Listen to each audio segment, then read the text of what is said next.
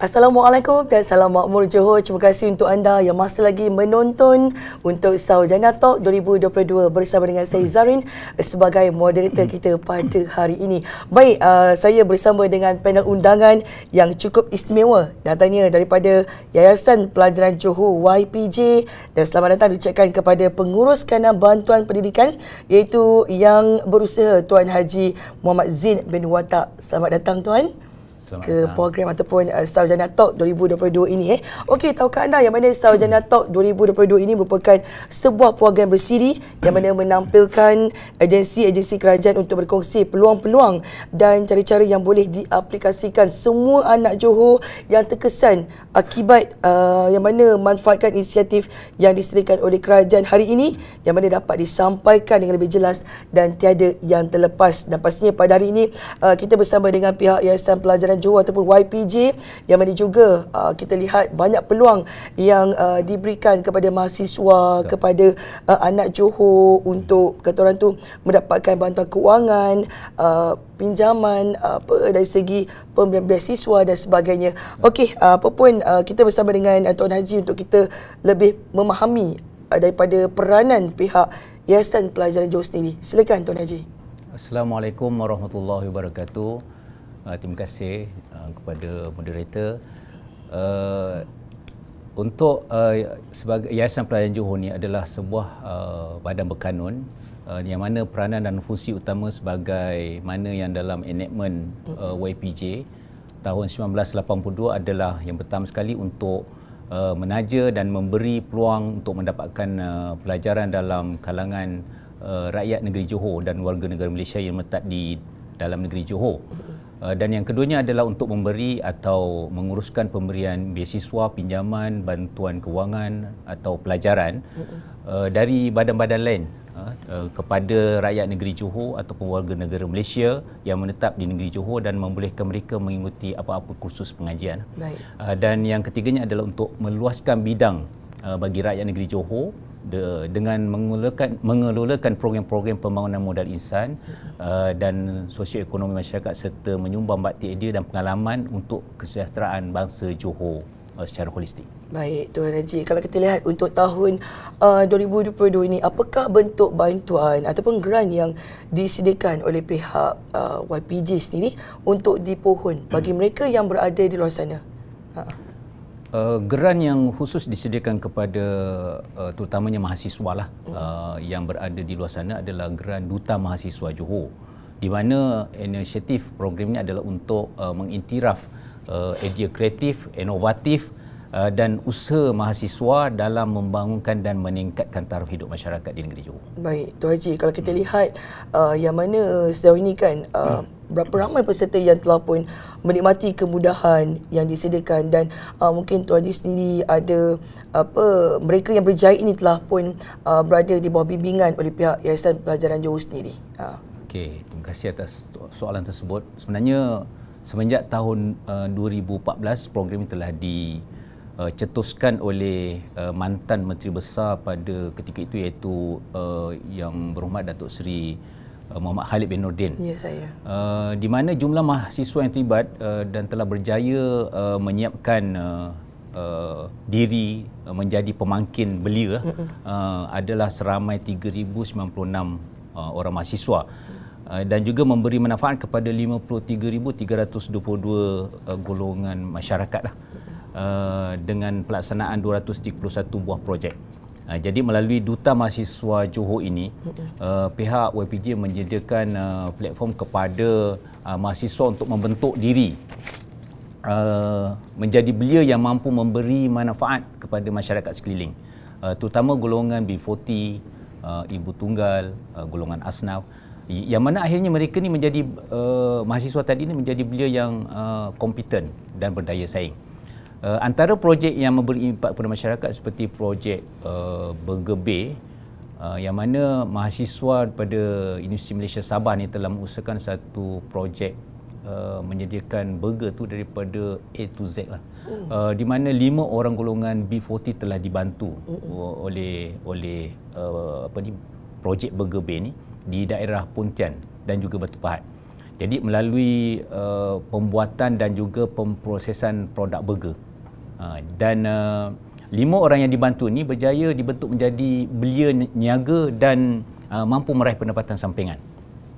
Keistimewaan adalah pembuatan burger ni adalah secara homemade, di mana setiap roti dan juga sos dan daging burger yang diproses itu dibuat di kilang yang tak adalah besar mana, sederhana dan untuk permulaan.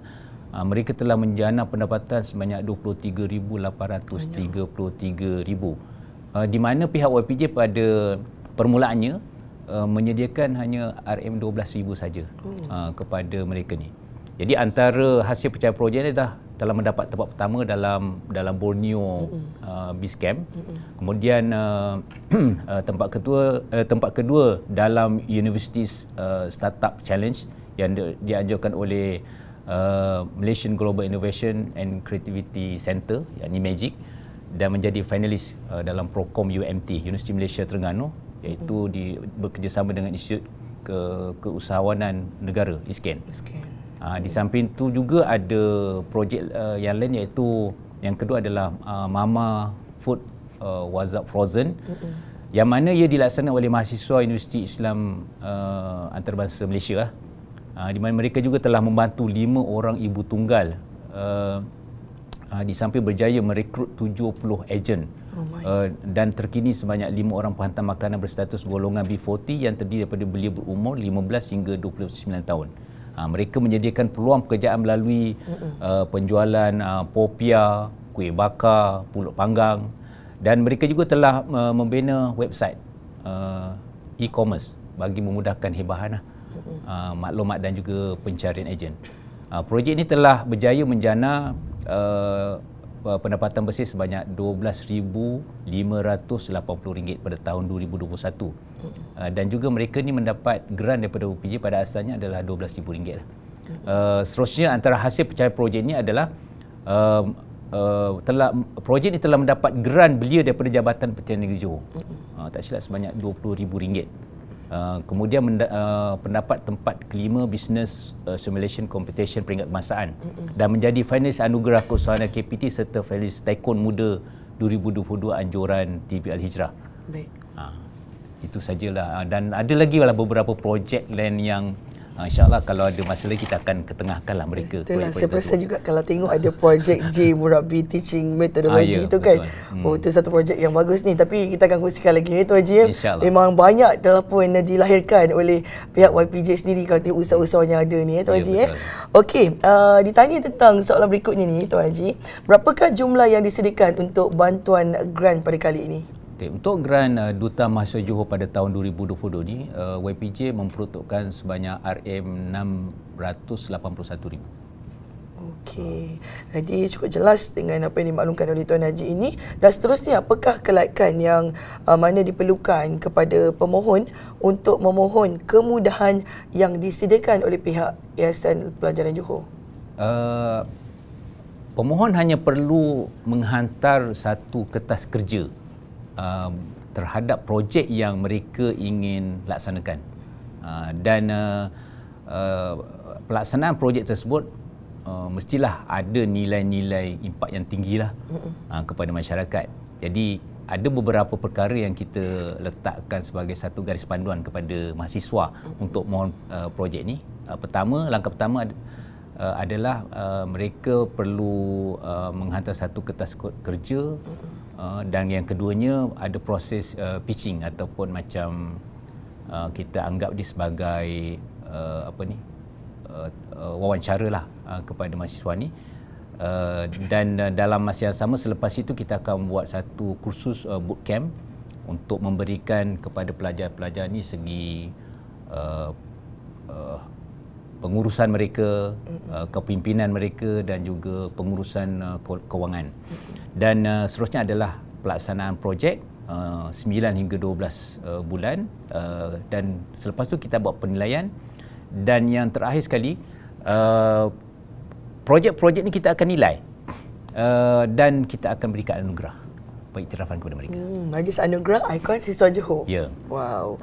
Okey, jadi pada anda yang sedang menonton Sarjana Talk 2022, jangan lepaskan peluang sebab banyak lagi soalan-soalan yang akan dikongsikan oleh Tuan Haji pada hari ini.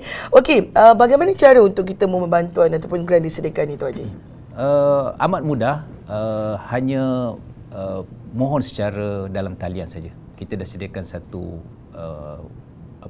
portal untuk permohonan daripada mahasiswa ni. Juga mungkin ada tarikh dibuka, ditutup kan? Sebenarnya permohonan sekarang telah dibuka bermula pada 26 Februari dan kita akan tutup pada 7 April akan datang ni. Baik. Jadi berapa lama pula permohonan tersebut diproses dan bila keputusan boleh diketahui tu, Tuan Haji? Proses permohonan ni akan diproses dalam 2 ataupun 3 minggu sebelum kita buat satu proses sebagaimana langkah-langkah kaedah tadi yang saya sebutkan. Jadinya melalui perkara tersebut, sebenarnya saya nak ceritakan di sini adalah berkenaan dengan projek ni memberikan serampan 2 mata lah kepada mahasiswa. Pertama sekali dari segi melahirkan mahasiswa yang berketerampilan dan berkemahiran, dan keduanya adalah membangunkan golongan SASA yang terlibat dengan projek tersebut agar sosioekonomi mereka ditingkatkan. Jadi keputusan untuk mereka ni berjaya ke tidak, insyaAllah pada Mei 2022 lah. InsyaAllah. Okey, dan sekiranya permohonan tu tidak memenuhi sepenuhnya syarat yang ditetapkan oleh pihak YPJ sendiri, kan mungkin ada ruang syarat minima yang boleh dipertimbangkan, boleh dikonsider lah daripada pihak YPJ sendiri. Macam mana tu, Tuan Haji? Sebenarnya sekiranya mereka tidak memenuhi syarat tersebut, sebab kita melalui proses tapisan tadi melalui temuduga, jadi kat situ pun peluang kepada mahasiswa untuk mengemukakan mengubah suai ke atau menambah baik projek tersebut. Faham. Baik, jelas. Okey, dari segi kaedah pula, kaedah bantuan grant ni akan disalurkan kepada pemohon macam mana tu? Okey, semasa bootcamp tu yang akan diadakan pada bulan Mei nanti, masa tu juga kita panggil Bank Islam ni untuk mereka datang, dan masa tu projek yang berjaya tadi akan membuka akaun.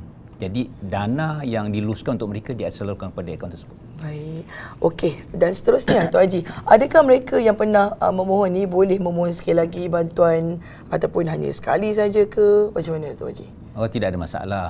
Kalau projek mereka tu menampakkan hasil dan juga impak yang tinggi kepada masyarakat, why not, kita akan sambung, tapi mesti dia ada sedikit penambahbaikan pada projek tersebut. Contoh ada inovasi ke apa dan sebagainya, dan mereka layaklah dan tertakluk juga pada pengurusan YPJ lah.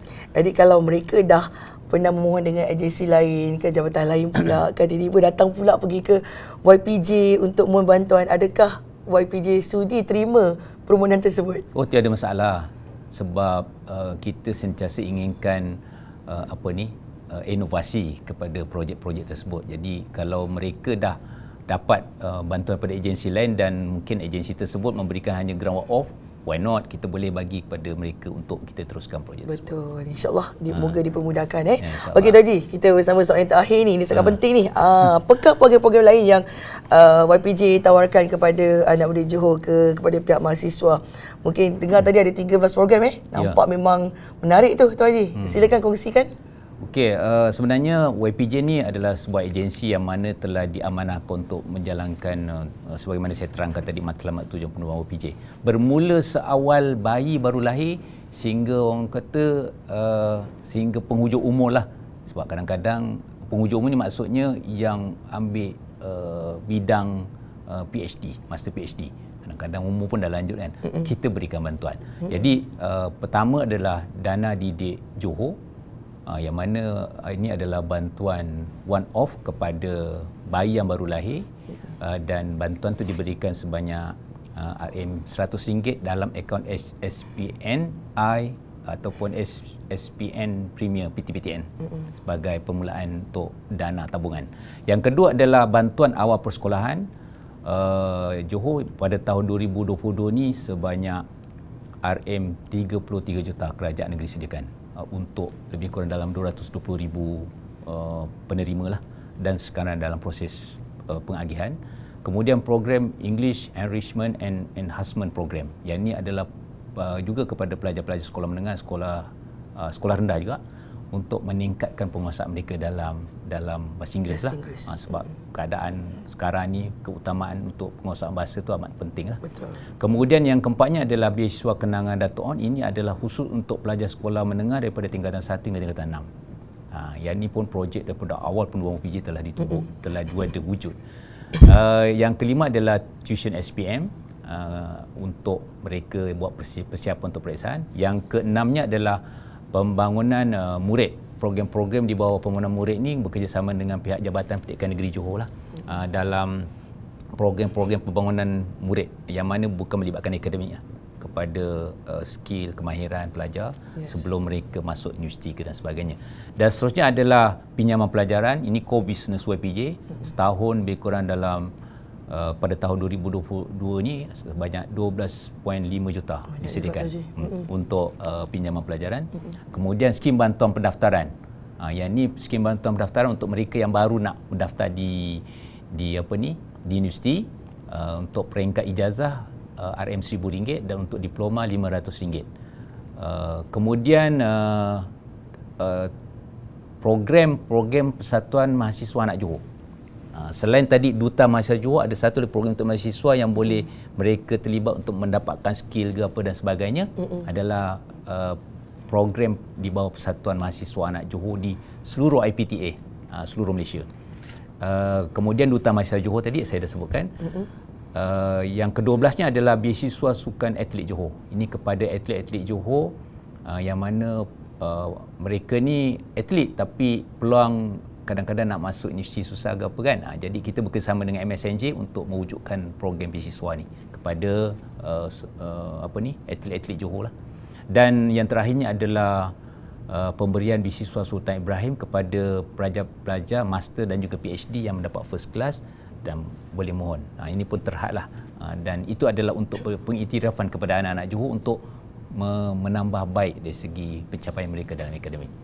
Dan keseluruhannya, untuk yang terakhirnya, keseluruhan bajetnya adalah lebih kurang dalam RM20 juta lah. Dan ada satu yang kerjasama kita dengan insyaAllah telah berbicara dengan pihak Institut Dato' On ni, adalah berkenaan dengan pemberian one-off kepada mahasiswa Johor yang berada di universiti, yang mana saya difahamkan oleh IDO tadi adalah bajetnya lebih kurang 1.5 juta yang melibatkan kepada, tak silap, kepada 3,000 mahasiswa lah. Yang ini satu peluang terbaiklah kepada mahasiswa Johor, yang mana bantuan-bantuan ni dan platform yang telah disediakannya adalah untuk mahasiswa Johor dan untuk bangsa Johor. Terima kasih. Nampak menarik kau tengok ada program-program yang akan dilaksanakan oleh pihak Yayasan Pelajaran Johor. Memang cukup menarik. Apa pun kita doakan semoga ianya terlaksana dengan jayanya. Dan apa pun kepada anda, kepada mahasiswa anak Johor, jangan lupa rebut peluang yang disediakan oleh pihak Yayasan Pelajaran Johor pada tahun ini untuk anda lebih cemerlang. Berserta kalau kita lihat dari segi bantuan pelajaran beasiswa, peluang-peluang yang disediakan sangat menarik ya Tuan Haji. Apa-apa terima kasih diucapkan kepada pengurus kanan bantuan pendidikan iaitu Tuan Haji Muhammad Zain bin Watak dari Yayasan Pelajaran Johor YPJ kerana berkongsi sikit sebanyak tentang program-program yang akan dilaksanakan bagi tahun 2022. Okey, nampaknya setakat ini saja pertemuan kita dalam Sarjana Talk 2022, dan pastikan anda tidak ke mana-mana sebab banyak lagi akan dikongsikan lebih menarik. Pastikan terus setia di mana? Di Sarjana Talk 2022. Terima kasih.